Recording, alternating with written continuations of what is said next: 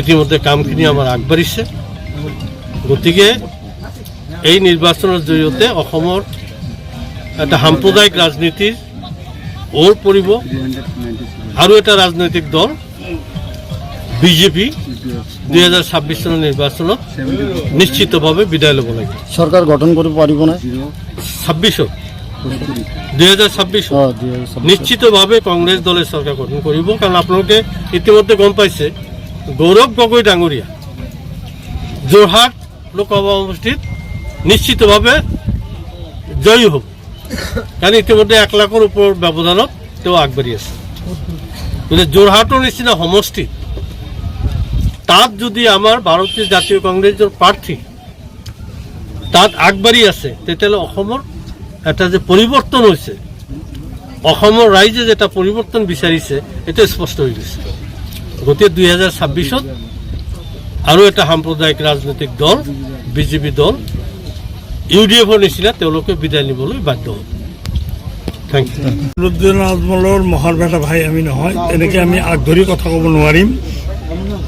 কিন্তু খেলটো হৈছে কংগ্ৰেছ বহুত বাঢ়িছে।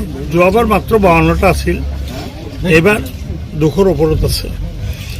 জিকিব নিজিকিব এই মুহূৰ্তত কোৱা ঠিক নহয়, কিন্তু কংগ্ৰেছ জিকাৰ সম্ভাৱনাও আছে। আৰু যদি নিজিকেও ফাইটটো একেবাৰে ষ্ট্ৰং ফাইট, সৰ্বভাৰতীয় স্তৰত।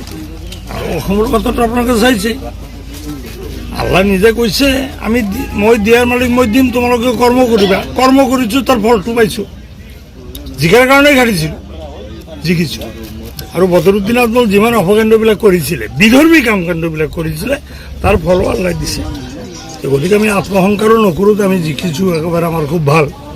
আমি এই ট্ৰেইনটো আগলৈ 2026লৈকে আমি আগবাঢ়ি লৈ যাব লাগিব। 2026ত এতিয়া 1 নম্বৰ শত্ৰুক খেদিছোঁ। বহুতেই কয় বিজেপি শত্ৰু, সেইটো নহয়। আচল শত্ৰুটো আছিল আমাৰ বদৰুদ্দিন আজমল, এইটোক হৰুৱাইছোঁ। এতিয়া নেক্সট হ'ল মানে বিজেপি নহয়, হিমন্ত বিশ্ব শৰ্মা। এটা খেদিব পাৰিলে আৰু বাকী অসমখন মানে হিন্দু মুছলিম আৰামত টোপনি দিব পাৰিব। এইটোক খেদিব পাৰিলে আৰামত টোপনি দিব পাৰিব, আৰু এইটোক আমি খেদিম, এইটো আমাৰ পদ। ধন্যবাদ।